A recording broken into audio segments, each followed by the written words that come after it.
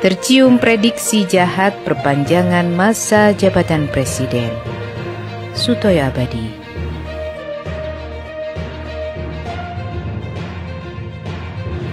Tidak seperti biasa, diskusi kajian politik merah putih berjalan santai.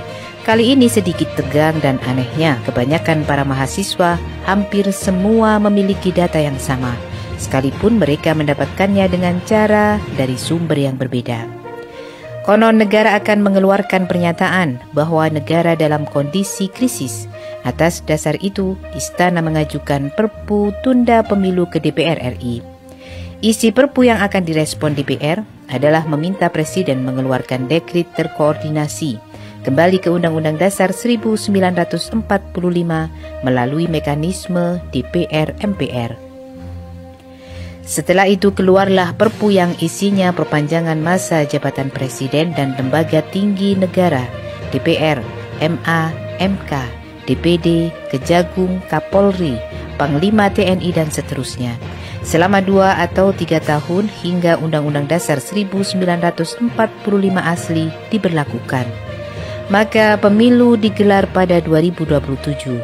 MPR akan kembali sebagai lembaga tertinggi negara, tapi pemilihan presiden melalui sidang MPR lagi. Pemilu baru akan dilaksanakan sesuai kehendak rezim setelah semua skenario pertahanan dan rencana cengkeraman oligarki nampak terbebas dari semua gangguan dan mara bahaya. Skenario pertama, percepatan pengesahan KUHP dilanjutkan dengan skenario konfrontasi kondisi perut rakyat lapar, krisis. Maka dana pemilu yang sengaja dibuat fantastis akan digunakan untuk mengatasi krisis perut lapar. Itu alasan pertama pemilu ditunda. Skenario kedua melakukan cipta kondisi kerusuhan terukur, kepanikan yang mendukung suasana. Perut rakyat lebih penting daripada perebutan kursi kekuasaan. Siapa yang menentang akan dicap haus kekuasaan, radikal anti Pancasila, teroris dan kadrun pecinta khilafah. Mereka diberi stempel sebagai kelompok yang tidak peduli dengan perut rakyat. Skenario ketiga, pengesahan KUHP sebagai pentungan pemukul bagi oposisi atau siapa saja yang coba melawan rezim.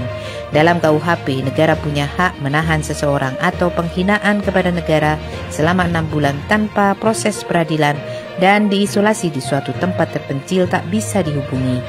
Negara yang dimaksud adalah Presiden, Kapolri, Panglima TNI, dan pejabat negara lainnya. Skenario keempat, akan ada keributan tentang stok pangan langka. Rakyat akan dimobilisasi untuk melawan siapapun yang menentang penundaan pemilu dengan alasan rezim sedang menolong rakyat yang kelaparan. Skenario kelima, rezim akan meminta KPU sengaja membuat anggaran yang fantastis, 162 triliun.